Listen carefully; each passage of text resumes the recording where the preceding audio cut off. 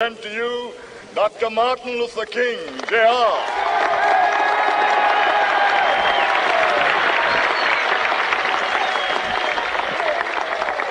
I am happy to join with you today in what will go down in history as the greatest demonstration for freedom in the history of our nation.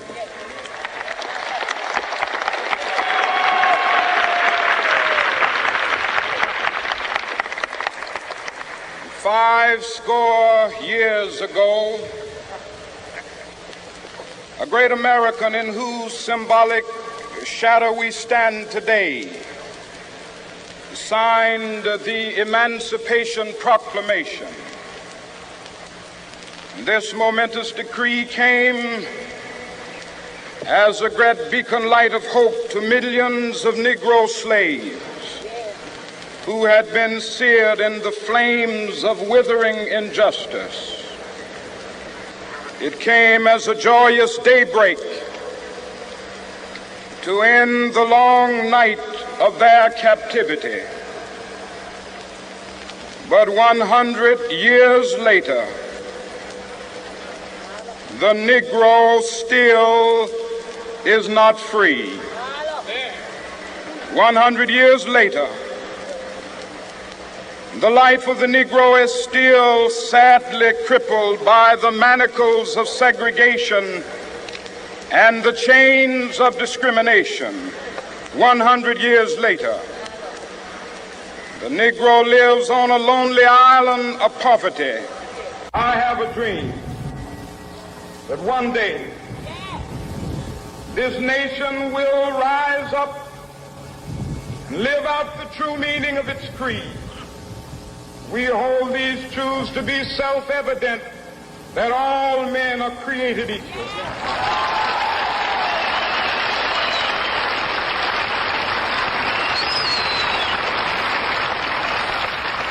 I have a dream that one day on the red hills of Georgia, sons of former slaves and the sons of former slave owners will they be able to sit down together at the table of brotherhood. I have a dream that one day, even the state of Mississippi, a state sweltering with the heat of injustice, sweltering with the heat of oppression, will be transformed into an oasis of freedom and justice. I have a dream.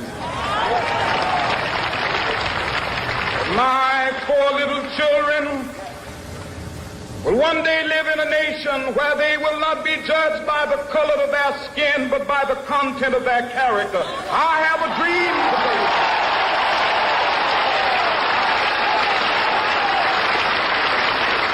I have a dream that one day, down in Alabama with its vicious racists, with its governor having his lips dripping with the words of interposition and nullification.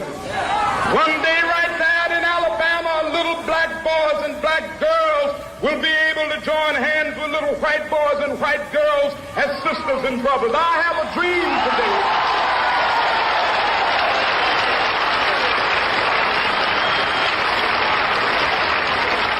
I have a dream that one day every valley shall be exalted, and every hill and mountain shall be made low. The rough places will be made plain, and the crooked places will be made straight, and the glory of the Lord shall be revealed, and all flesh shall see it together. This is our hope. This is the faith that I go back to the South with. With this faith, we will be able to hew out of the mountain of despair a stone of hope. With this faith, we will be able to transform the jangling discords of our nation into a beautiful symphony of brotherhood. With this faith, we will be able to work together, to pray together, to struggle together, to go to jail together, to stand up for freedom together, knowing that we will be free one day.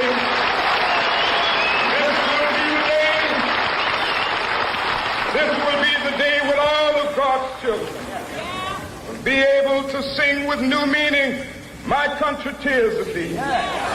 Sweet land of liberty, of thee I sing. Land where my fathers died, land of the pilgrim's pride. From every mountainside, let freedom ring. And if America is to be a great nation, this must become true. And so let freedom ring. From the prodigious hilltops of New Hampshire, let freedom ring. From the mighty mountains of New York, let freedom ring. From the heightening Alleghenies of Pennsylvania, let freedom ring. From the snow-capped Rockies of Colorado, let freedom ring. From the curvaceous slopes of California. But not only that, let freedom ring from Stone Mountain of Georgia. Let freedom ring from Lookout Mountain of Tennessee. Let freedom ring from every hill and molehill of Mississippi, from every mountainside. Let freedom ring in Whitney Capital. When we allow freedom ring, when we let it ring from every village and every hamlet, from every state and every city, we will be able to speed up that day when all of God's children, black men and white men, Jews and Gentiles, Protestants and Catholics, will be able to join hands and sing in the words of the old Negro spiritual, free at last, free at last, thank God Almighty, we are free at last. Yo, man, even today, that's some powerful stuff. That's it. Even today, man. Your thoughts, bro? I mean, it resonates, like you said, even today. I mean, even if you think about what's going on in Israel and you think about what's going on just around the world in Ukraine and Poland, and what he was talking about is very much relevant, even to like he said, this particular day and everything. And some of the things that he wanted, I don't know that we're quite there. We're on our way there, but you still got people that are upset when they see African Americans and European Americans working together or dating or doing other things together and everything. But you know, he was definitely talking about a day when folks could work together and be proud together and all along those lines. But I don't see that we are seeing enough of that. And even some of the divisions that he was talking about, even when he mentioned the Catholics and the Protestants, the Gentiles and the Jews, and a number of other things, those are divisions that we're even seeing in the year 2024. So definitely it is still resonating so much with so many people, and it is definitely a message that needs to be heard and definitely encouraged. But you got people that are wanting us to quote unquote make America great again, which is, as my friend Jim Heath says, that really means, and he's a European Americans that make America white again and everything, because that's really what they're talking about, is trying to roll back the times and not have us move forward. You know, we got to be moving in a positive and forward direction, not in a backwards direction. But you got some folks that are in control that would love to have us to go back to the 1950s, even before Dr. King was around and everything. And I think that there's enough like-minded people, and as you like to tell me, I'm one of those folks, light warriors, that will not allow that to happen and all in that space. But that's just what I'm thinking, that we got to have more of this kind of positive conversation and positivity that can make a positive change in the world and not have it go in a regressive manner. I agree. I think because this is it's almost like, now that, you know, we're working together, you see more people in this country. What's up, Kev? You see more people in this country now willing to work together, because the smart people, and I don't mean dumb people or educated people or nothing like that. I'm just saying the smart people know the best bet is to bet on each other. Mm-hmm. Like, I can't be mad or hold grudges or be pissed off about some stuff that I basically had no control over. Right. So that only clouds my thought process to be successful, you know, and the goal in any business, whatever you're doing, music, sports, whatever, art, whatever you're doing, politics, whatever, is to try to be as successful as you can, so you can then take that success and that gift and give it back. You know, one of the best books I read, Eleanor Bonner, she said a quote, the purpose of life is to find your gift. The meaning of life is to give it back. You know what I'm saying? Dolores Cannon speaks about that a lot. Of course, you know, Jesus spoke about that a lot, to give back. You know, all of the great teachers and leaders, be they prophets, be they musicians, be they artists in their artwork, it was all about the give back. You know, when Da Vinci was painting the Sistine Chapel, he really was doing it for the times, but he knew it was going to stand the test of time. It was about the give back, you know. All the great, you know, writers and poets, and look at Maya Angelou. I read her stuff at least twice a month. I go back and catch quotes from her, you know, watch video clips of her. She was one of the greatest inspirational teachers this world has ever had, you know. And again, I don't know what's going on with the books in the library. I don't follow all of that. But you know what? Certain things are worth fighting for, and certain things are worth, you know, preserving. And I just think that books and libraries are one of them. That's just my personal opinion about it. Because, I mean, when you go to the library, it's quiet. You can focus. You can read. You can get your thoughts down. You know, everything doesn't always have to come through the phone. You know, we use our laptops and our phones and our tablets and all of that stuff. Yeah, we need all of that. It's a tool. Don't forget that. Don't misuse the tool. Prince said, don't let the computer lay on you. I just watched a Prince interview the other day. I watch a Prince interview at least once a week. That brother was profound, man, and still is. And he said, man, use the computer. Don't let the computer use you. And this was way before social media had actually blew up. He warned us. He also taught us that ownership, own your music, put it on your own site, clothing, apparel, what have you. Buy your own, make people come to you to buy your stuff. Don't just let anybody willy-nilly be out there doing it, man. Hey, let me ask you something. Yeah. Your thoughts, really quick, while we're waiting on my guy, Mr. Michael Salter, and I see he's on his way in somewhere. You know, your thoughts on the thing with the library and the books. What do you think? Well, I mean, you got some people that are scared of books, and like you just said, the powers of books is what they can tell you. You got some people that literally want to ban books that are not negative in whatsoever. There have been books that have been talked about being banned that are being banned because they are thought that they might encourage certain racial views and everything. You got some people that want to ban Tom Sawyer, or they want to ban 1619 Project, or they want to ban this or that because they don't like the way that the people are presenting the story and everything. But I've always been told that, you know, you need to get the varying viewpoints and the varying things along those lines. You don't have to necessarily agree with every book that's out there, but you also don't need to be banning them. I mean, I think about some of the books that were classics that I remember reading and enjoying reading, like Catcher in the Rye, and I don't think that those books need to be banned in the least bit and everything, or even Clockwork Orange. There have been people that wanted to ban Clockwork Orange and a number of other books because they didn't like what the book was saying and everything. And a friend of mine actually had a very interesting thought. If you look at some of the things that they are banning books for, because they are afraid that the book mentions things around drugs, or mentions things around race, or mentions things around a number of other things that are out there, including violence and including treatment of people and everything. There are some major books out there that would be banned, including, I hate to say it, if they use that yardstick and actually use the yardstick the way that it could be used and everything, they could even possibly ban the Bible. And that is a scary thought. But there are some people out there that if they put that the narrative of what they are banning, the reasons that they're banning the books, like because they are talking violence or they're talking a number of other things, a lot of those are part of the holy book, whether it's the Bible or the Quran or a number of other books as well. But definitely, just like I said, I'm not a big fan of banning books whatsoever. I think that books and libraries should be institutions that are encouraged. But I see that your guest is here, so I'm here to bounce on out, and we can bring on Mr. Michael, because Michael is here, and all along those lines. Okay, so hold on. So he's in? Yeah, he's in. All right, cool. So let me do this. Let me set him up. All right.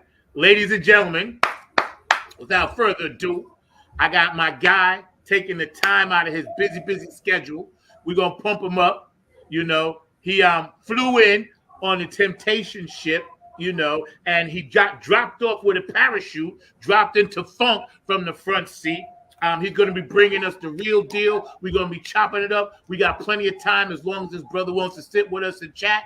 Ladies and gentlemen, without further ado, first time, many times to come, my guy, Michael Salter III is in the front seat with us. What up, bro? What's going on, everybody? Good afternoon. Good. How you doing, man? Thank you. Blessed and highly favored, man. How you? I'm all right, man. Thank you for joining us, man. First of all, I always ask my guests how your family is and how you doing. And shout out to everybody on the thread. Please keep that active. I love you guys. How your family doing and how you doing? Everybody's doing fine. You know, my mom, you know, she's in a nursing home, but battle dementia, but she is coming along just fine. My father's doing okay at his hometown, which is my hometown also, Jacksonville, Alabama. Okay. Where he has spent 30 years working for Chrysler the year I was born until he retired in 1996. And so he got a house built off the ground.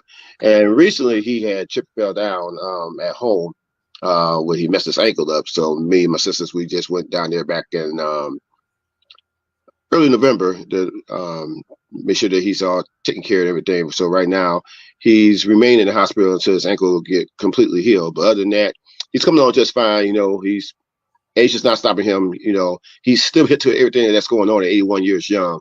And my mom, even though she's bound to mention, but she's 77 years strong. So they're doing just fine. They still here. What's your parents' name? Sarah and Michael Salter Jr. Sarah and Michael Salter Jr., thank you for having an amazing son and an amazing family. So we love you. We sending peace, love, and harmony out to you, man. So check this out, bro. We got a lot to chop up. I hope you can spend some time. If not, we'll do a part 2, 3, and 4 as long as you want. You're regular now.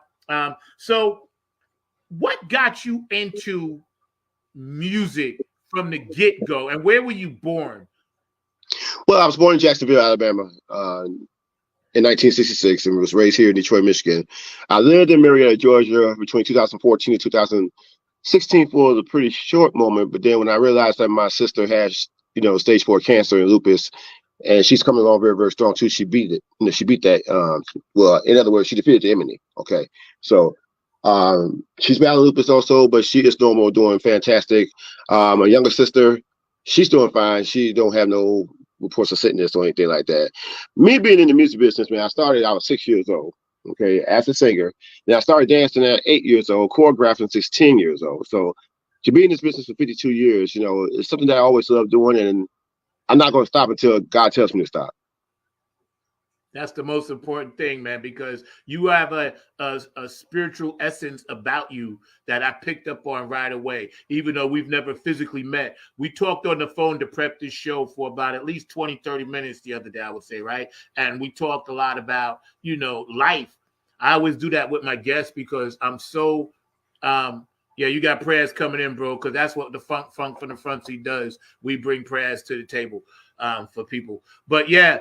We talked a lot about life, and I dug your vibe, man. So you grew up 1966. You're born. I got you by I'm 58, so I got you by about like 8 years. But before you came on, Mark and I was talking about the music of the 60s and the soundtrack of all of the racial tensions and the Vietnam War and all of the negative, you know, hateful, divisive things that were happening in politics in our neighborhoods. Tell me your thoughts, because obviously you're with Paul Williams Jr., whose father was the original Temptations. So for my audience, that's the timeline. Tell me your thoughts on about what you was listening to and how it affected you and how it made you want to do what you do. That's a pretty good question. Going back to certain songs, which, in other words, revolutionary songs that came out at the time being, you look at Paul Williams when the legendary Paul Williams Sr., and the rest of the guys when they were singing Ball of Confusion. Okay, I could relate to that. I could relate to Edwin Starr singing War. I could relate to Timmy Thomas singing Why Can't We Live Together? Okay, those type of songs really had inspired me, and especially the Edwin Hawkins singer's "Oh Happy Day." Oh So, God, yes.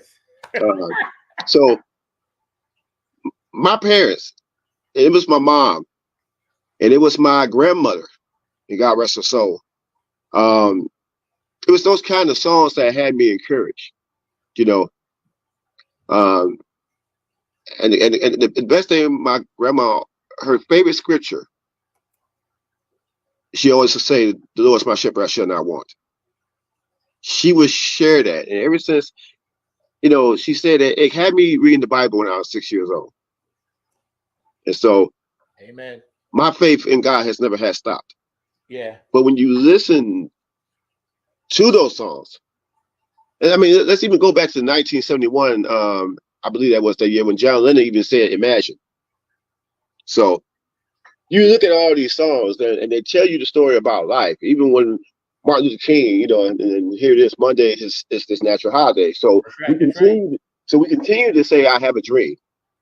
Why? It's because we dream it every single day. We dreaming for success. We dreaming to continue to have faith. We dreaming to still be encouraged and stay motivated, and not let anything get in your way, because it's always going to be one individual that's going to try to steal your joy. But you have to cast those cares and keep on moving, being encouraged, being connected, being restored, because you're going to be rewarded if you keep on, continue your faith in God. You got to trust in Him. Okay.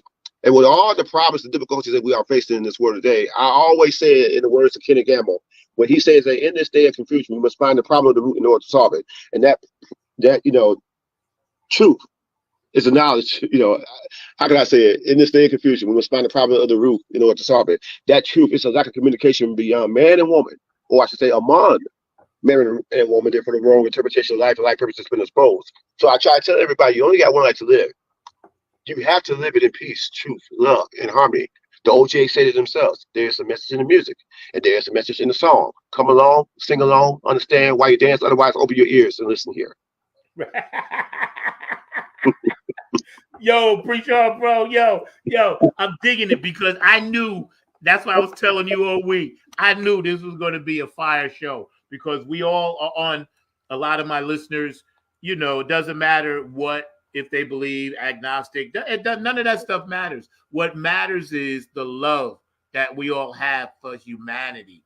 And that's why I think the music back then gave us relief. I used to watch my father and my sisters and, deal with the struggle. My dad, I carry his NAACP card to this day in my wallet for that reason. But there was always a joy, right? It was like they knew it was downtrodden. Of course, there was sadness because things were being burnt down all over the country. But when a song would come on, and you mentioned some of those great songs, I remember hearing, "Ooh, child, things are good." That brought a sense of like, okay, we got this. We got this, man. And shout out to my Native American brothers and sisters, because they caught the tail end, the beginning and the end, and are still. So we must never forget those brothers and sisters that were originally here. Absolutely. So what did you do in high school when it comes to music? I sang in the men's chorus when I was a freshman in high school under the direction of Mr. Tillis Butler, who was a great, great vocal teacher and vocal exercise teacher as well. I mean, he was amazing, and God rest his soul. He had, passed on, but learning a lot from him gave me the ability to also try to teach other folks their notes, as far as, whatever they're saying, soprano, alto, tenor, bass, baritone, and I will always carry that tradition for what he had, showed me, and as well as other different choirs who I had sung with in years past, from going back way back to my teenage days at Great Little Tabernacle Church of God in Christ, to where I'm at right now, 27 years at Fellowship Chapel under the direction of Reverend Wendell Anthony, who is our pastor, he just recently celebrated his 74th birthday, and this is going on his 36th pastor anniversary. So he is the president of the Detroit branch NAACP, where he had carried that tone for the last 31 years and 10 and a half terms. when we or better yet, 15 and a half turns. Okay, go ahead. I'm sorry, go ahead. I didn't mean to interrupt you. But But I other want than to say, when we look back at our generation of school, we always all of us say, man, we were so fortunate because we had school training, we had church training, we had the Motown stuff, the slide, the this, to that. We had so much to draw from. And that's why when I get further into your interview here and we're hanging out with the amazing Michael Salter III, taking time to hang out with his Temptations review, of course, featuring Paul Williams Jr. and his Paul Williams was the original guy. We were fortunate to have all of that. And I think that's what made us spiritual. Not so much about religion, but it was spiritual. Because all of that music that came out, it made you feel a certain way. Last week, I had my big brother Ken Knox on for chairman of the board, right? Oh, yes. Yeah, he's my guy, man.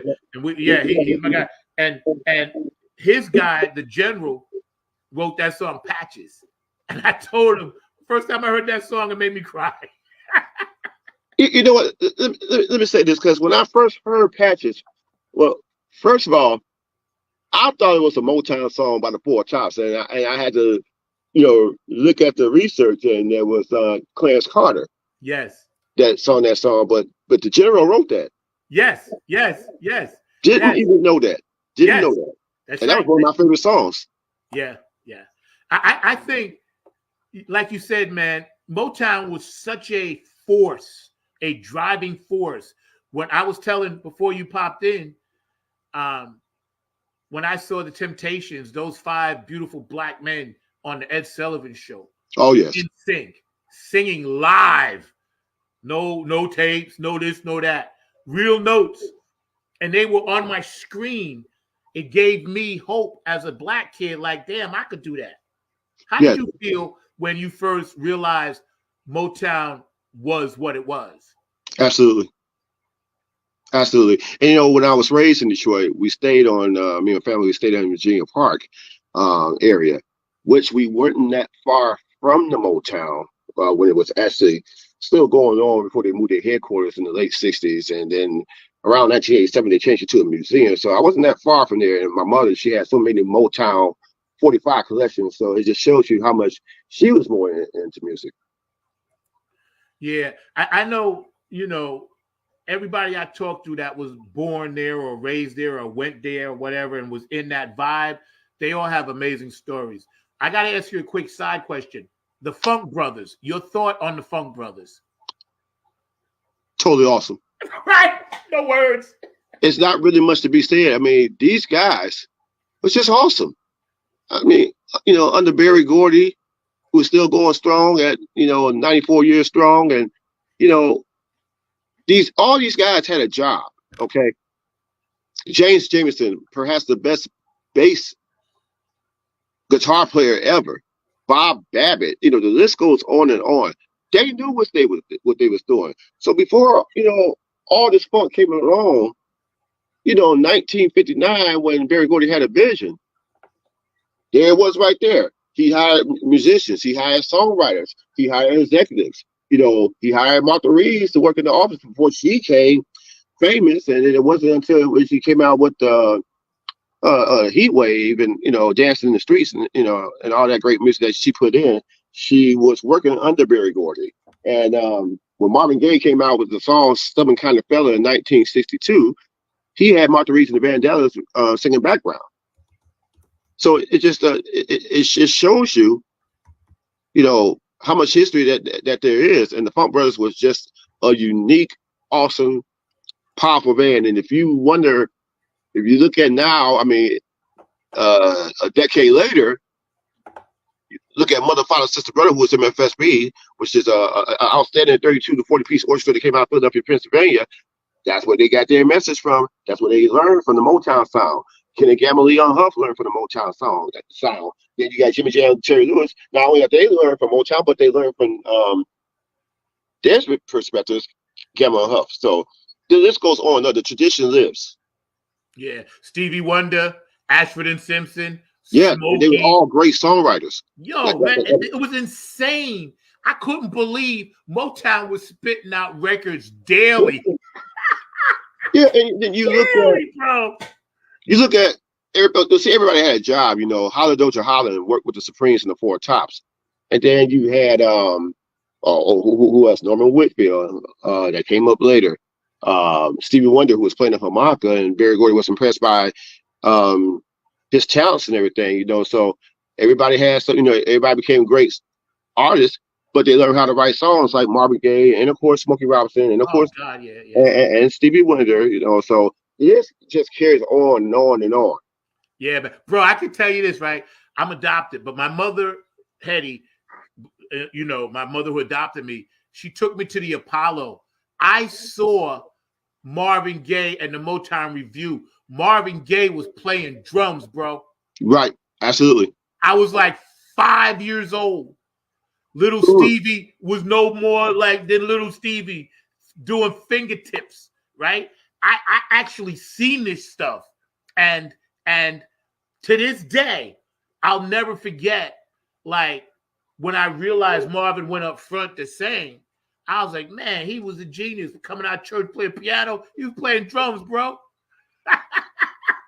It's like, Marvin was amazing. He was amazing. Stevie Wonder played the drums as well. Yes. Mark, you back there, man? I want to pull up some of those pics, and then we'll get to that video. We're hanging out with my guy, Michael Salter III. So tell us a little bit about your solo career, man, before we get into what you're doing with the review. Tell us about your solo career, what you're doing. My solo project is still in the works right now. I'm working on probably about 6, 7, 8 tracks right now from the start. And I credit Steve Mills, who's our music promoter, engineer, and music movie director as well. He did a lot of music scores for certain shows on NBC, certain movies like The Batman, and then Chicago Fire, Chicago Med. The list goes on and on. So the talent that he has, at 45 years young and everything, and then doing the work on my album, of course, with Artima, who's an outstanding songwriter and choir director from her church. So when you get ready to hear this album, you're gonna be amazed. It's more of it's definitely R&B with some 70s groove and pop funk and romance. So it's all coming along. So it's more like in the like the 70s disco area. Yo, let me tell you something. People try to always categorize music. And me and my guy Kevin and Dr. We talk about this all the time. There ain't no category. It's just music, right? And I can't. I don't really fuss at people about this. It doesn't bother me. But internally, I always wondered why people always want to put labels on things, because Prince and Jimi Hendrix and Sly and the Motown and this and that and P-Funk and Bootsy, all the music, Chaka Khan, all the girls, Earth, Wind and Fire. It's just music. It's music. And the eras change, the sounds change, the styles change, but the vibration stays. And that's why, how do you feel about when we talk about music being a spiritual vibration and the only language we all speak?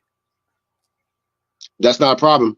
Kenny Gamble and Leon Huff have a phrase about music. Their form of music, when they say music, is M, music, I, understanding, S, spiritual, I, let me get this right. M, music, U, understanding, S, spiritually, I, information, C, clearly. So that's music, understanding, spiritual, information, clearly. Leon Huff even said the same thing. You won't feel the move unless you feel the groove. That you have to understand. Everybody should understand. Everybody had a message, okay? I don't know if you remember when Rufus Chaka Khan did his 1978 classic called At Your Best. Yes. Unbelievable. Maurice White, Earth, Wind and Fire, That's the Way of the World. A year later, Maurice White, and it almost made me broke down. At 10 years old, I heard a song that Maurice White did called Burning Bush. It came from the Spirit. Yes. So you actually know what I'm talking about. And then the OJs. Every OJ's album that they had in the 70s I love, but the one that inspired me most is the Survival album. I guess you know that. Survival, yes. Yes. Yep. And I think that's the best, if I had to say one of the most romantic songs the OJ's made, there have been so many, but Let Me Make Love to You was the one that got me. And then the other song on there, on that album, 1975 Survival, was How Time Flies. That is my favorite, more than likely OJ song of all time. Now I love them all, but How Time Flies, it took me back when I was 9 years old. My uncles did nothing but listen to the OJs. It wasn't anything else that they didn't want to listen to but the OJs. Yo, let me tell you something, right? See, now here's the thing. Within the community battle of music, those groups used to battle on the record. You could tell if the Four Tops came out with something, the Temps was gonna be like, "Yo, I'm coming with this." Absolutely. And then the OJs would be like, "No, hold up. It's only three of us, but we can grind."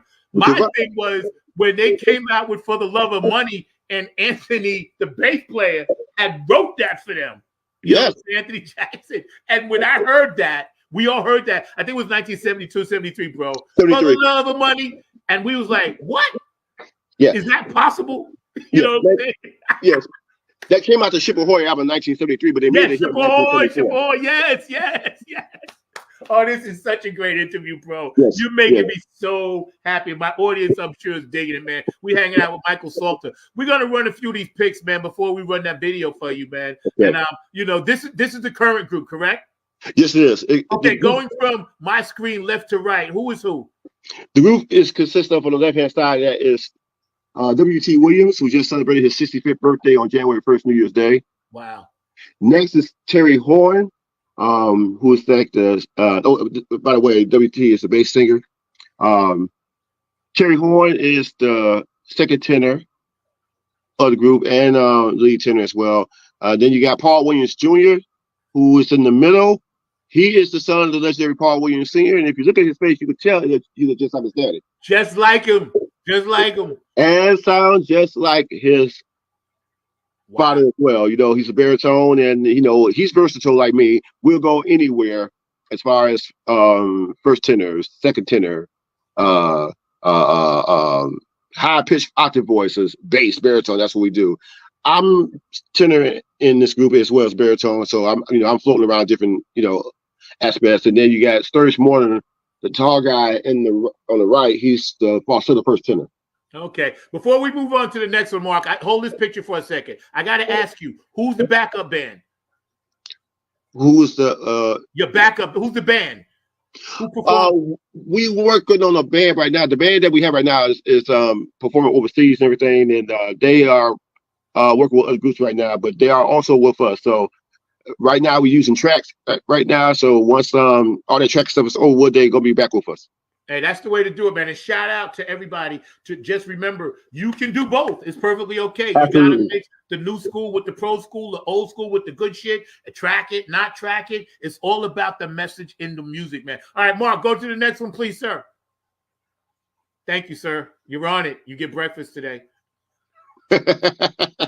Yeah, I gotta feed him. You can't feed him before the show. He's somewhere else. I'm in Raleigh. He's in Durham. But I always stop by and make sure I feed him. So when he does well, he gets fed. But when he does badly, he don't get no food. That's all right. There you go, shining.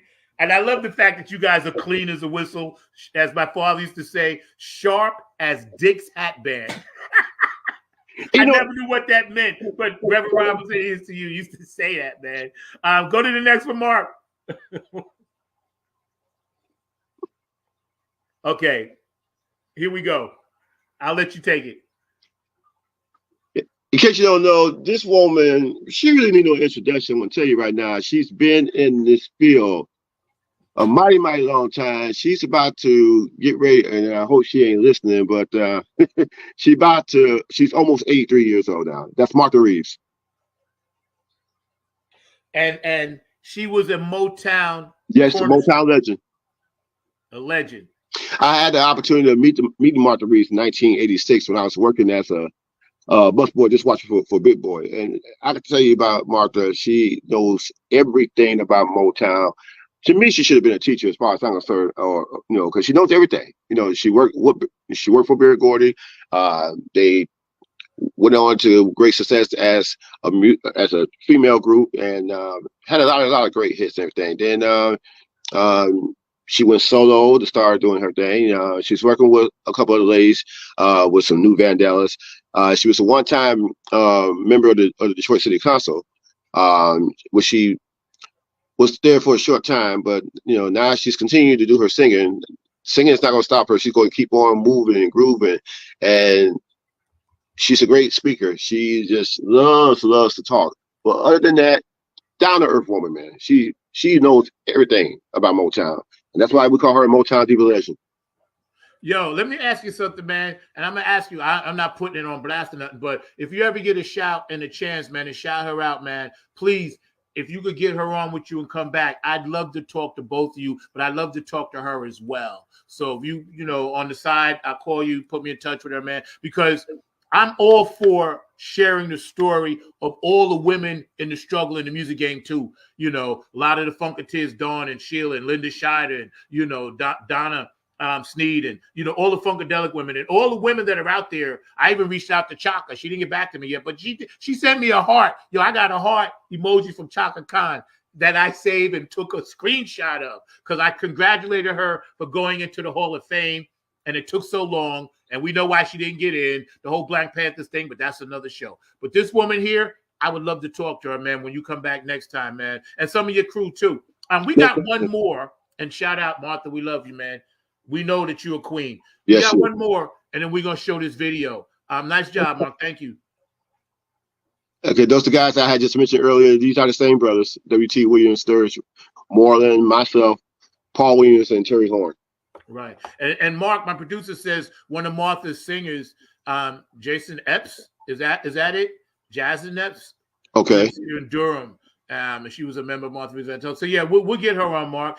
Run that video, and then I'm gonna bring my producer on because he wants to chat you up for a second. But we got a great show. This is hot. Thank you for coming on. I'm loving it. You guys out there are active on the chat line. We love all you guys. Stay active, man, because I'm telling you, this whole year we're going to be doing this, and May is our 5th year, and we're very proud of that.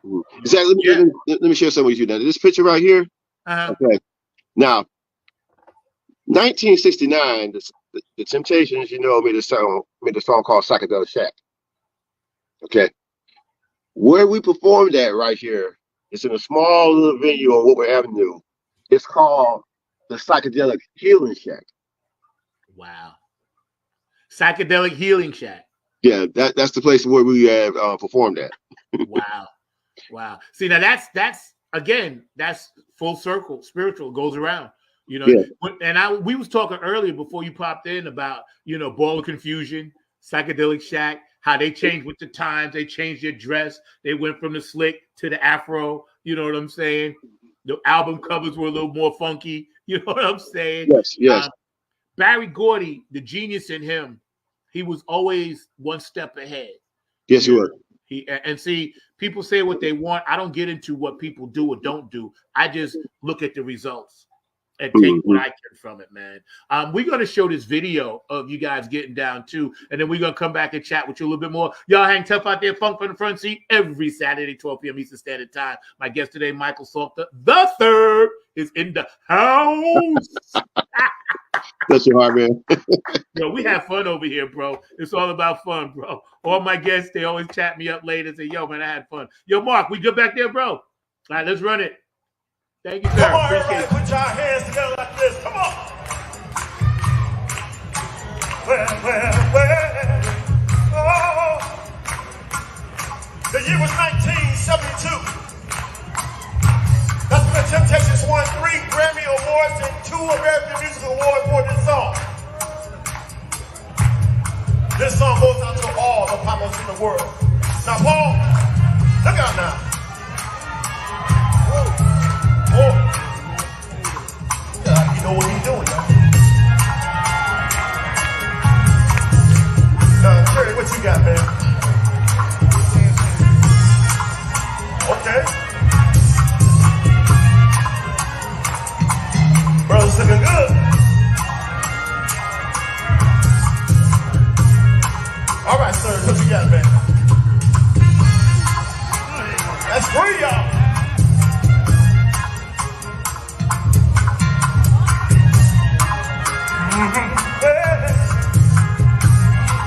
Show what you got, man. Well. Well.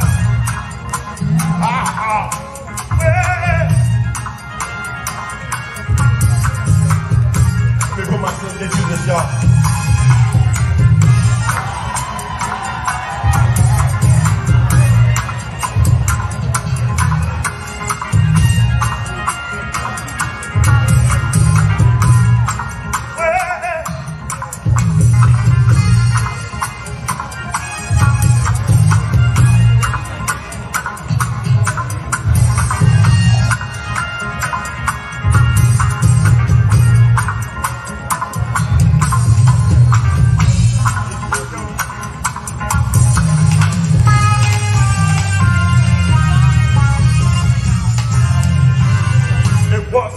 September, the day I always remember. Yes, I will. 'Cause that was the day that my daddy died. I never got a chance to see him. There was no nothing but bad things about him. Mama, I depended on you to tell me the truth. Mama, how can you say, son? Papa was a rolling stone. Well, yeah. Wherever he laid his hat was home. All these was the Lord. Well. Papa was a rolling stone. My son, yeah. Wherever he laid his hat was home. All these was the Lord.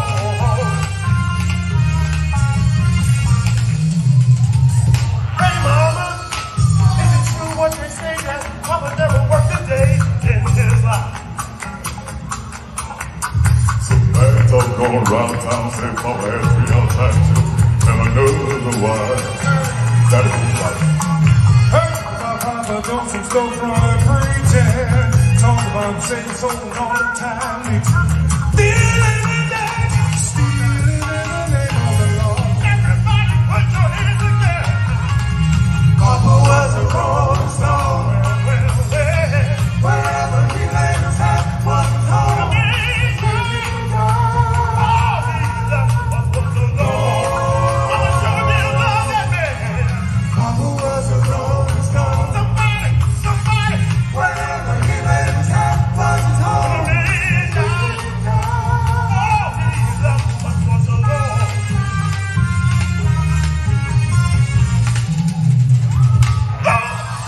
Let's get a song back on.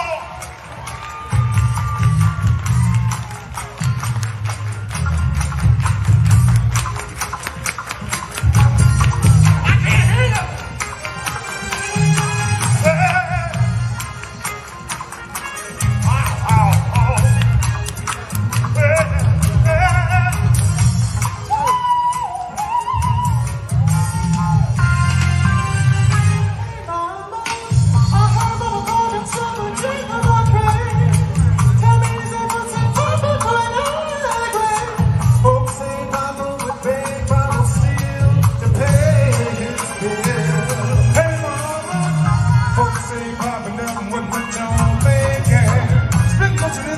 Chasing women and drinking. Mama, I'm depending on you to tell me the truth. Everybody, Mama, just Papa was a rolling stone. Well. Wherever he laid his hat was home. Oh, that's what the Lord, my daddy Papa was a rolling stone. Wherever he laid his hat was home.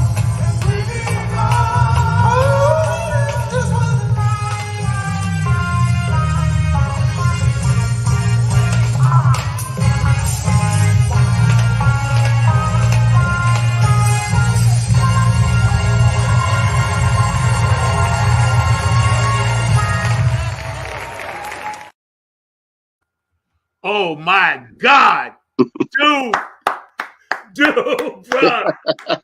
Oh, I was sitting here on the side, when the camera goes off, I can do what I want. You know what I mean? And I'm chilling, right? And I'm like, yo, that's a Temptations. I'm telling you, that's it. That I hope everybody out there watching understands what you put into that one song and what y'all did. Kudos to you. I'm man, that's an honor to even have that video on my show, bro. Thank you, man. Thank you so much. Thank you right now, man. And if that brother don't look like his father, I ain't me. I ain't me. Because I was like, what? So when you guys are on tour, right, and you're doing your thing, whatever, and you're bringing something special to the fabric of society and the musical quilt that me and my guys call it, how do you relate to today's music not feeding the soul? I'm gonna tell it to you like this. The late great Maurice White of Earth, Wind & Fire has said, today's music is in the crossroads, which that is true. The younger generation, I don't take anything for what they're doing right now, more power to them. They sing about songs that goes in what's going on in their society. Me, Terry, Paul, Sturge, and WT, we sing about love. We sing about life. We sing about the real issues that's going on in our world, past, present, and of course, what's going to happen in the future. Okay? So, singing real lyrics is what makes a difference. Yeah. We're not out here talking about money, power, what this young generation is doing. Everybody going to make money. Everybody going to have some kind of power. Everybody going to have their respect. But respect the music. You could do anything you want to as far as music, as long as you ain't disrespecting anybody. We don't need nobody calling people H's and B's and they ain't S and all that kind of crap. Sing real music. Sing real lyrics. That's what's going to make a difference. If you love what you're doing, respect the music. That's all you have to do is respect it. We don't want to hear nobody about, what they wear, or they Daisy Dukes, or they thongs, or whatsoever. Let's just come on. Let's just sing real music. Enjoy real music. If you want people to see you perform, they're going to pay their money to see you. As long as you don't say all that foul language, we don't need that. Bro, let me tell you something. Every time I climb this ladder in this journey of Funk from the Front Seat, and every single artist, I've even had hip-hop artists on, right? We all are trying to send the same message to these people. Stop living in the dark with all your bullshit. And I have to say it like that because you're right. I don't care what kind of sneakers you're wearing. I don't care what kind of jewelry you blinging. I don't care if you on all these sports shows and you're supposed to be a musician, this and that. I could care less. What I care about is what you said. Ain't no woman like the one I got. Or, you know what I'm saying? That's the way of the world. Or Temptations, Ball of Confusion. People moving out, people moving. See, that's feeding the brain. And when you feed the brain, you feed the third eye. And when you feed the third eye, you feed the spirit. And I'm so glad you said that because I'm going to be cutting this year's shows up, putting out shorts. That's going to be one of my best shorts right there. Why do you think the industry, besides greed and corporate divisiveness, why do you think people in the industry are afraid to break away? Some of them are trying. iHeart bought out everything. This one venue can't play here. How do you think we can break away from that and pool our money together to make it bigger than what it is? I think it's easy to break away. First of all, you got to continue to have faith. You got to pray every day. My pastor shared with me some years ago when I was going through a situation because there's going to be a time and place we're all going to be in darkness. Okay. Yeah. And he said people are going to do anything that they want to do to get the best of you, which will make you a victim. And we don't want to be victims. We rather be victorious rather than being victims. You cast those cares out, pray to the Almighty, because there is an easy way to get away, and that is to walk. Walk away from everything. Deal with somebody that you could trust in this industry, rather than somebody going to say, okay, we got you here, we got you there. Don't worry about a thing. It's all going to be taken care of. And then 9 times out of 10, it's not. Look at New Edition when they first came out with their first album, then to their second album. These guys couldn't wait to get their first check, and all they got was $3.98 because they were stuck in a time warp with a producer. And then they finally got out the darkness. So you could easily get out the darkness and just walk away when you want to say to yourself, I'm being sick and tired of being sick and tired. God opens doors. You ever heard the old saying, let your fingers do the walking through the yellow pages? That's right. And it goes, and you climbing up the ladder, and you keep on climbing and climbing and climbing.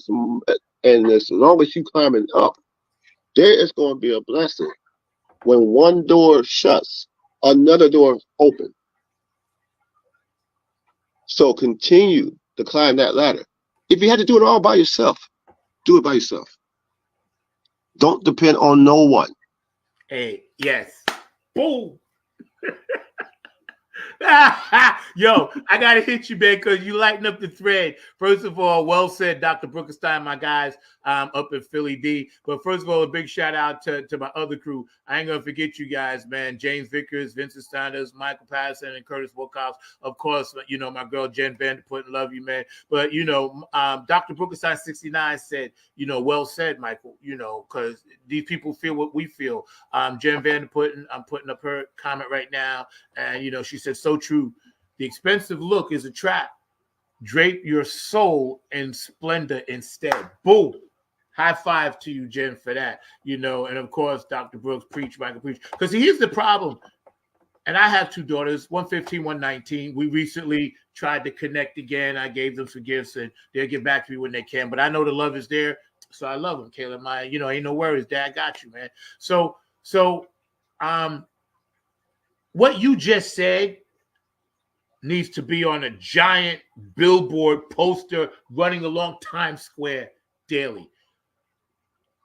How do you feel about the same situations in the gospel music? I'm glad you brought that up. Have to, bro. We locked in, bro. We locked in.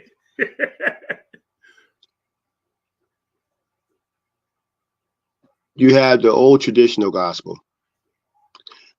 You have the secular gospel, and you got the gospel music of today. I'm not trying to be sarcastic about this. Nah, this is real, when you go back to the early years of gospel, and you're talking about Mahalia Jackson, you're talking about Reverend James Cleveland, you're talking about Andre Crouch.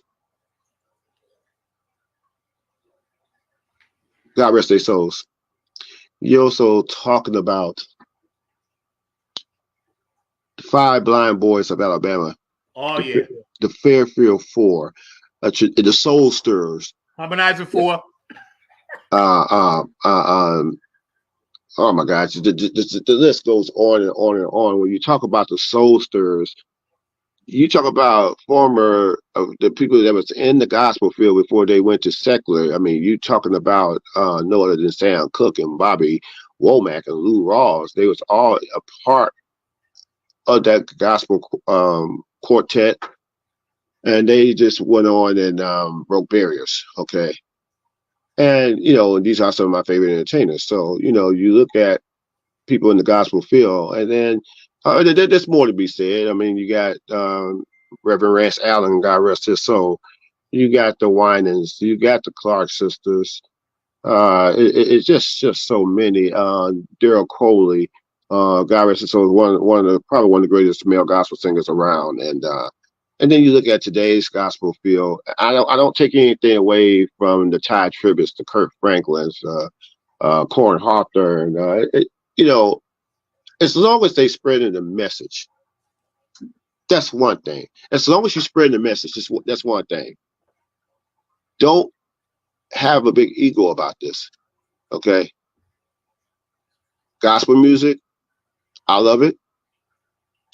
As long as the younger generation is spreading the message and they're not talking about anybody and it's all about God, I'm with it. You can't tell the Winans, Clark sisters, Jay Moss, you can't tell them brothers and sisters nothing. They know it. You can't tell Tamala Mann anything, and Jacqueline Carr, who I love, this young sister. She's an evangelist as well as a singer. You know, and David Mann and Israel Holton. You know, I love them all. Keep the tradition alive. I think make it holy. Continue to preach the word. Preach the word that's going to make sense. Yeah. I think that the some of the stuff that's a sellout, we all know what that is. A lot of the music, you know, is not really in the pocket. You know, as a drummer and a bass player myself, I look for that. Now, it's okay, right? But sometimes, you know, if you really want to make the P-Funk, that's why I'm into that funk, hit that pocket. And I think that's what I personally miss in a lot of the stuff. I work with Jeff Roberson in New York, amazing gospel artist, and, you know, he's got some great stuff out. But that's just me personally. You know, there's one thing that after everything we talk about the history of R&B, the history of pop music as well, and I really haven't said anything about the P-Funk. Now, I'm glad that we had an opportunity to meet, first of all, by phone. And now, I could talk about the P-Funk. I know you know. Oh, my gosh, man. That's another show. I'm going to share something with you. I had bad grades in as I just barely got promoted to the 7th grade. And my mom would not let me. I had one bad card marking. I broke down, cried. She was not going to let me see Parliament Funkadelic featuring the Brides of Funkenstein in 1970. Ooh. In 1977, 78, one of them years. It was one of them years. I know that for sure. It was 78. 78. It was at the Masonic Temple in Detroit. And the Brides of Funkenstein opened up. Okay. My mama almost may not let me went to that concert because I had bad grades. I told my mom, I broke down, cried, said, I will make it up. Please let me do it. I'll make it up. Well, let me think about it. I'll make it up. And I went with my play cousins. And she let me go. My play uncle told her, look, let him go. I will give him his tail if you don't get his grades together. And since then, I made up for it. I went to see Parliament Funkadelic. The mother shit came from up on the ceiling. And you know, they had the circle, you know, the lights was around the circles, you know. And I enjoyed that concert. I couldn't wait till they song Tear the Roof Off the Sucker. Cause that was my first jam from them. Boom. Later on down the line, everybody had their Earl Flynn singing Flashlight. Everybody, and my other favorite was Sir Nose, the Border Psycho Disco Beta Fire Akadoodoo. You know what I'm talking about. So that was my jam. That was my jam there. And you know, I loved everything from Parliament Funkadelic. You know, the same way with when James Brown brought that funk, AWB brought that funk, and of course my main man Bootsy Collins. So yes, the P-Funk will never die. George Clinton, you know, made it happen. The P-Funk will never die, as far as I'm concerned. You know, it's funny that we all, somewhere along the line, if you out there and you was jamming, that funk hit you. You know what I'm saying? Yes. It was just somewhere you're going to get it. Yeah, One Nation Under the Groove, Knee Deep. You know, they added Felipe Wynn, former of the Spinners, to sing on that track in 1979. Of course. When and you being who you are, of course, we're hanging out with the amazing, you know, Michael Salter III, man. So honored to be up and hang out with this brother, man. You just said something funny because you said your grades He was like, no, if they come through, I got to make sure my grades are tight. See, now that's some old school stuff right there. But that's old school right there, and your parents didn't play. Woo! See, now deep down, and this is just my theory on your mom, I think she was gonna always let you go. She just had to stress you out a little bit, so you would really get the message, because she knew you was gravitating towards music. And that's what you call tough love, right there. Yeah, man. Yeah, because my father told me I couldn't play Little League football or get bands and none of that. I had to have like at least a C or above. I could not go below that. Yeah, you know? And he made sure. He said, yo, you ain't doing none of this unless you got your dome right. You know? That is right. Yo, I'm going to bring my... Mark, you back there, bro? Or what are you doing? Stop flirting with those ladies. I see you. No flirting here because they've all left the building. The quotas have left the building. Okay, now great. Now, this is my producer, Mr. Mark Lee, Michael Salter III, for the first time on our show. Is this brother not fire? Oh, he's been on fire. I've been listening to him talking about that old school. Y'all had me thinking about those switches, which I know he knows about as well, because they have you go out and get the switch, and if you brought the small switch, you better go get a bigger switch and everything. Yeah. Oh yeah. He's from down there in the deep south around Alabama, so I know he knows about that and all along those lines. So I was definitely catching out what y'all was saying and everything, but definitely, even though I know I was raised in Detroit, and but you see me wearing the Philadelphia 76er hat because one brother, Julius Erving, who is my guy. Yo, dude, he's my favorite. Yeah. Let me tell you something. Before Jordan, before Dominique, before all these young guys, could nobody touch Julius Erving. I don't care if Julius Erving had one championship ring compared to what Jordan had 6, compared to what Magic had 5, or Kareem had 6, or Isaiah had 2. Yes, Jordan had 6. Julius Erving won a championship before he came to the NBA. So, and it shows you how much accomplishment. He was my favorite basketball player of all time. Why? Because he wore my favorite shoe, Converse. Yeah. See, here's what, and really quick, Mark, I'm going to let you get in, but I got to share this. First of all, Michael, you my main guy now because I'm a Julius Dr. J guy. I'm from Long Island. He was from Roosevelt. I saw him playing the blacktop, right? Oh, yes. Yo, I'm telling you. And see, he used to play at the Nassau Coliseum. So we used to go see him for $7. The ABA at the time, the NBA merged. They wanted the three-point line. They wanted Dr. J. They wanted David Thompson. They wanted George Gervin. They wanted Moses Malone to come to the NBA. That's why they did the merger in the first place. And then they want the Indiana Pacers to have an NBA team in the middle of the country. Dr. J should be on the Mount Rushmore. He don't get enough credit. He's up there to me on that fabulous 5 or 4. That's all I'm going to say. No, you exactly said that right. And I will agree totally 100% with you. We got this. You know what? Me and you gonna do like Stevie did for Martin Luther King. We gonna storm the Capitol, DC, and make sure Dr. J gets his rightful place. Yo, Mark, quick question, man. What do you think of this brother in relation to the stuff we were talking about earlier? You can ask him whatever questions you down with, bro. No, a couple of things. One, I was definitely enjoying y'all's conversation, enjoying what y'all were talking about. And by the way, as you know, I am a fan of Dr. J, and also I'm a Marquette fan, and of course one of our great players named himself after Dr. J, that being Doc Rivers. So Doc Rivers actually is part of the reason he came up with that name, was because he was somewhat trying to emulate Dr. J. But the question I had for you, Mr. Salter, is I was watching those moves, and y'all had those moves down pat and everything, and I'm down here in Durham, which is a choreographer's heaven, because we got a lot of choreographic people here and everything, so a lot of choreographers and everything. But how long did it take you to learn those steps? Because we know those steps take a while and everything, and if you maybe give a shout out to the dance choreographers that were helping you in that space, because we know that it was part of the tradition of that whole Motown sound. But when I was watching y'all had those moves down pat, but I was wondering who helped you get those moves and how long it took you to get those dance steps down.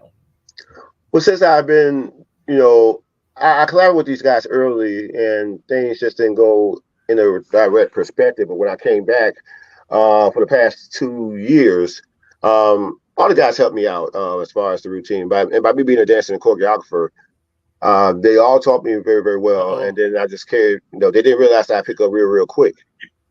And so one of the guys asked me, Mike, I saw you pick up you carry these routines real quick. What happened back then?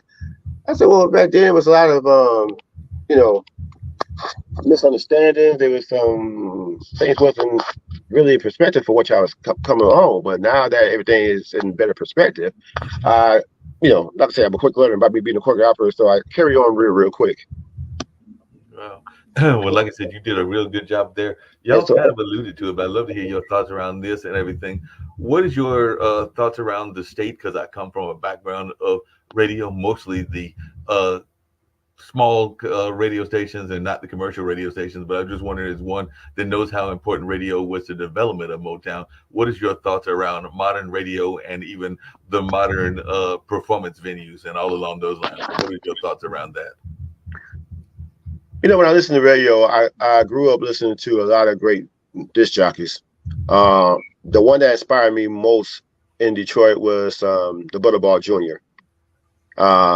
It was something about his energy that he carried through radio, because this man will, be on morning radio, and next thing you know, he'll meet and greet everybody. He'll make you laugh. He'll make you cry. He loves to talk through music, and he gave a lot of great interviews in years past, and notice that God rest his soul. He passed on over the last, might have been about 3 years now, but it was his legacy, his spirit that motivated me to DJ at times, and he was an all-around great disc jockey. Radio today, and you got so much internet radio. You got computerized radios, all different types. It's not the same as from it was in the early days of WCHB in Detroit, WJLB in Detroit, USL in Philadelphia, as well as WGAS and all other stations.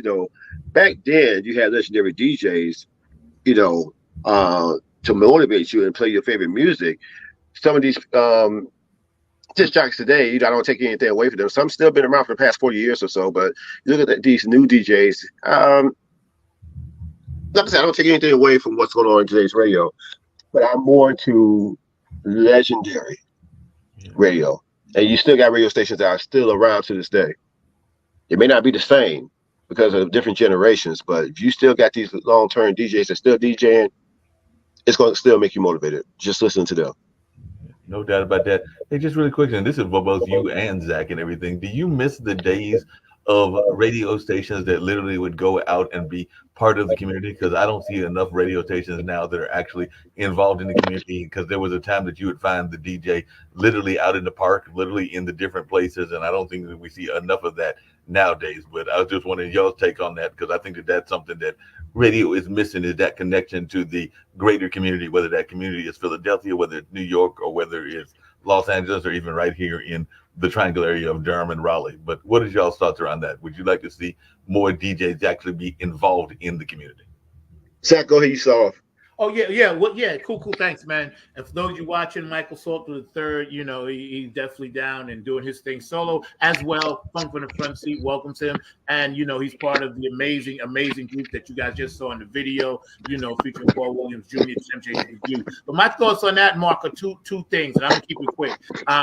Number one, I think DJs and stuff like that, the internet has kind of taken the fact that you could take music with you wherever you go now has kind of taken some of that away. And the other part is that people don't want to talk to people no more. So everybody puts on buzz, this and that and the third, right? So I think we're hearing the same thing. We're just not hearing it collectively. Right. And like you said, to your point, them being back at the community would probably solve some of that. Mm-hmm. Yep. What's your thoughts on that, Mr. Salter?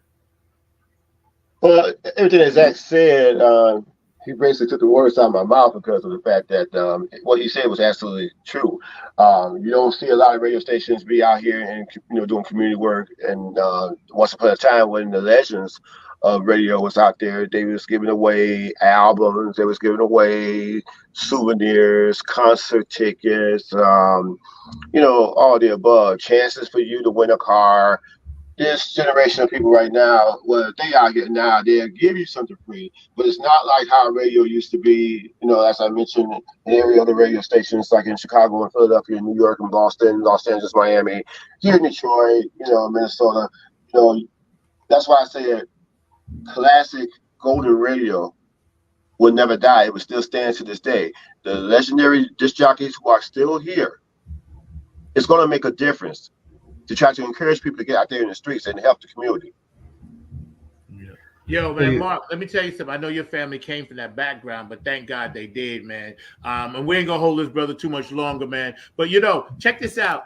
I want to continue to have you on the show because you bring so much wisdom. So, I'm going to make sure that, we here now with some things, man. And because my audience needs to hear this. I need to hear it, and I document everything, cut up shorts, put it back out, and everything else, man. So I'm going to do my very, very best, man, to open Funk from the Front Seat, to you as a platform when you got new music, when you want to come on, when you want to chat or whatever, man, because you're definitely what this is about. I want to say that right off the top. But Mark, thank you so much for your hard work, man. Let's give this brother the full screen, man, and then we're going to get out of here, so we can cut time and we can get on about our day. Again, it's been an amazing show. January is going to be full of them. This whole year is going to be dope. Y'all check it out. Michael Salter III, yo. And keep in mind, we also February the 17th we'll be in Beaton Park, California, with Prison Doctor, MLB Hall of Famer Darryl Strawberry, and also David Ruffin Jr. is going to be a part of that going on Saturday, February the 17th at CW Auditorium. That's where the place is at. It's in celebration of Black History Month in the NAACP. So that's okay. Let me put that on the thread. Where is it again? I'm gonna put it on the thread so everybody can see it. Okay. Better yet, I want or link or something. I want to send you the flyer. Send me that. And then I'll make sure it goes on my page. Perfect. Then I also will send you the flyer of what's going to be taking place St. Patrick's Day weekend, Saturday, March the 16th, out in Dallas, Texas, at the Black Academy of Arts and Letters. We'll be on that program along with Jenda Harris, Fat Daddy, the PC Band, Dion Harris, and of course Lamar Deuce Lubin, who was formerly the group DRS when they had their 1993 single Gangsta Lean. This is for my homies.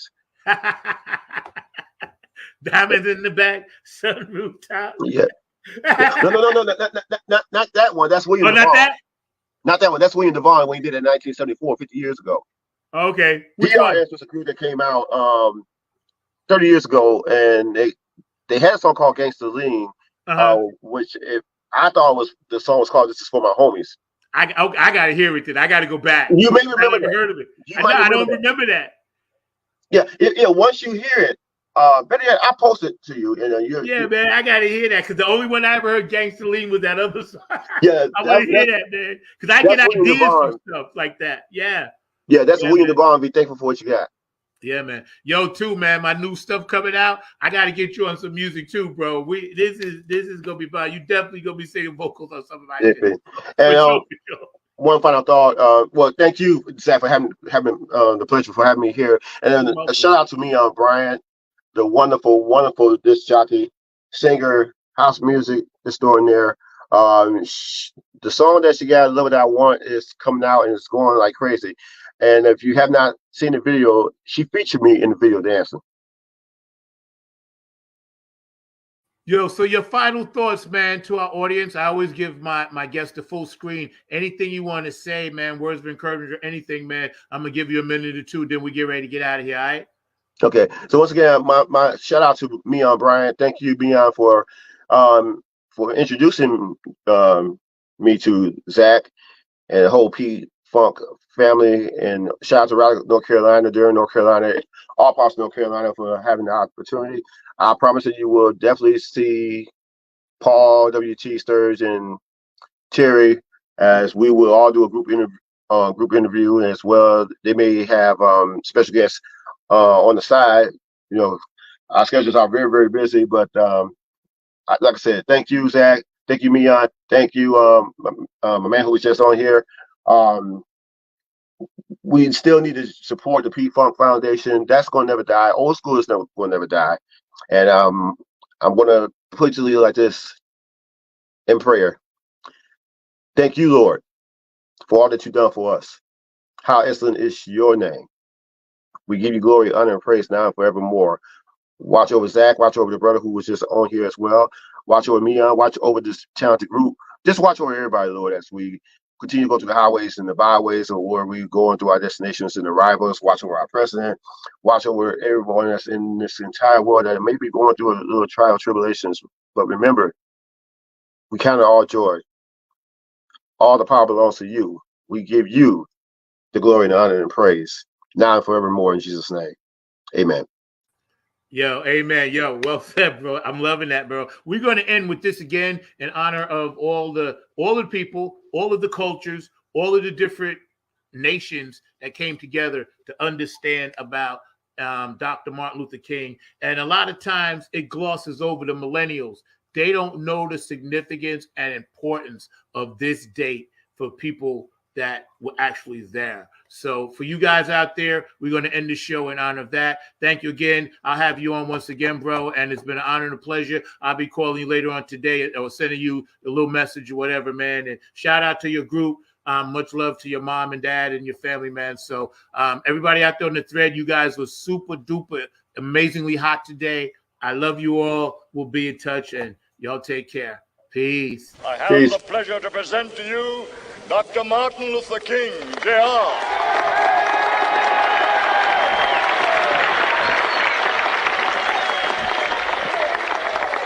I am happy to join with you today in what will go down in history as the greatest demonstration for freedom in the history of our nation.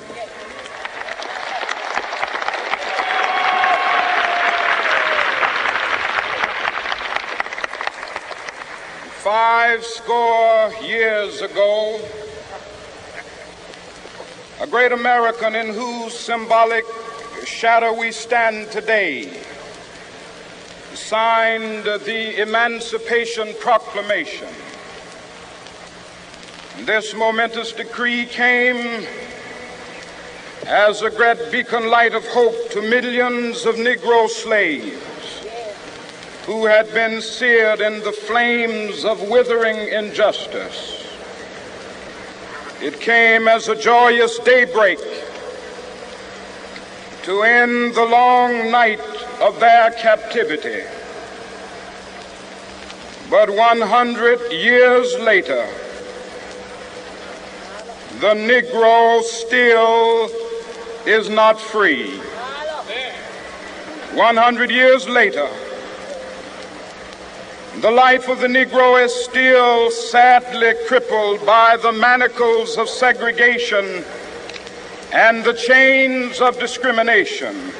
100 years later, the Negro lives on a lonely island of poverty.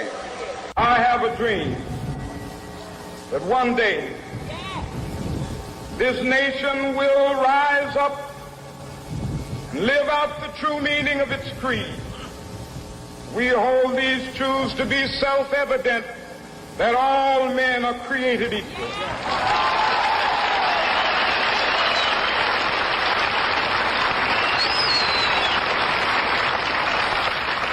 I have a dream that one day on the red hills of Georgia, sons of former slaves and the sons of former slave owners will they be able to sit down together at the table of brotherhood. I have a dream that one day, even the state of Mississippi, a state sweltering with the heat of injustice, sweltering with the heat of oppression, will be transformed into an oasis of freedom and justice. I have a dream. My four little children will one day live in a nation where they will not be judged by the color of their skin, but by the content of their character. I have a dream today.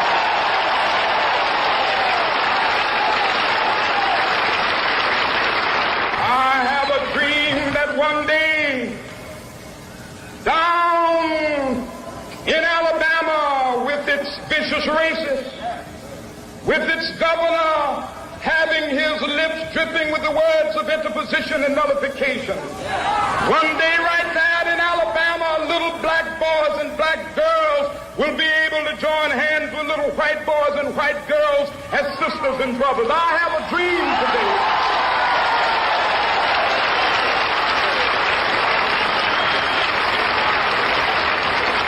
I have a dream that one day every valley shall be exalted. And every hill and mountain shall be made low, the rough places will be made plain, and the crooked places will be made straight, and the glory of the Lord shall be revealed, and all flesh shall see it together. This is our hope. This is the faith that I go back to the South with. With this faith, we will be able to hew out of the mountain of despair a stone of hope. With this faith, we will be able to transform the jangling discords of our nation into a beautiful symphony of brotherhood. With this faith, we will be able to work together, to pray together, to struggle together, to go to jail together, to stand up for freedom together, knowing that we will be free one day.